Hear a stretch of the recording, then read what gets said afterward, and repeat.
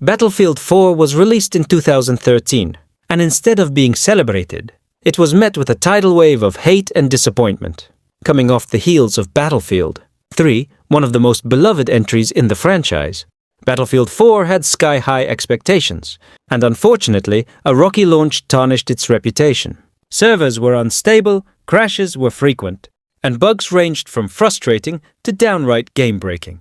Critics and fans alike were brutal. Many dismissed it entirely. But here's the thing. Underneath all that chaos was an incredible shooter, one that was vastly underrated and misunderstood at the time. Battlefield 4 was more than just a follow-up. It was a refinement. A game that dared to go bigger, bolder, and more tactical.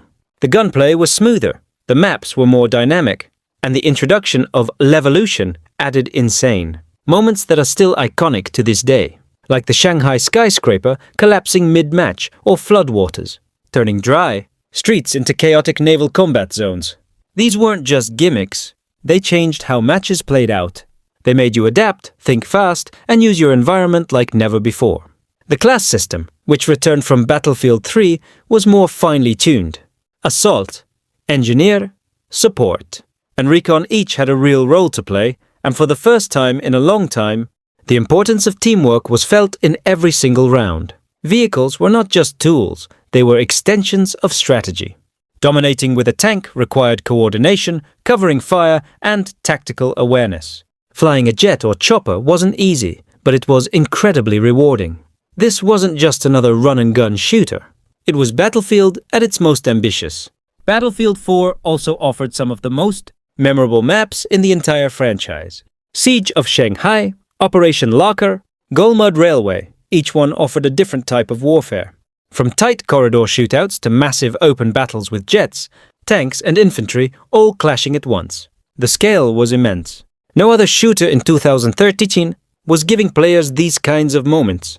But because of the launch mess, people wrote it off. Yet, DICE didn't abandon it. They stuck with Battlefield 4.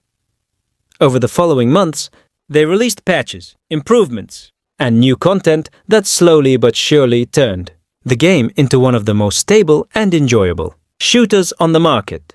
It was a complete turnaround, and many players who gave it a second chance years later were shocked at how good it had become. It's one of those rare titles where the developers actually listened, improved, and proved that redemption is possible. What truly set Battlefield 4 apart was its longevity. While many shooters of that era faded into obscurity after a year or two, Battlefield 4 kept going. Its community didn't just survive, it thrived.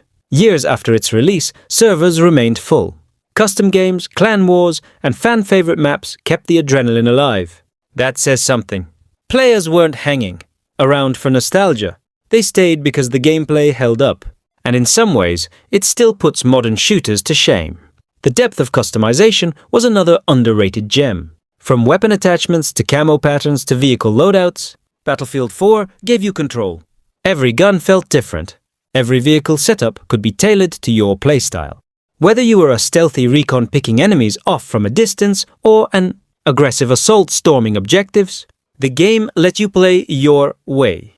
It wasn't about copy-paste metas, it was about discovering what worked for you. And that level of freedom is something we rarely see anymore. Even the campaign, while often overshadowed by multiplayer, was a step forward.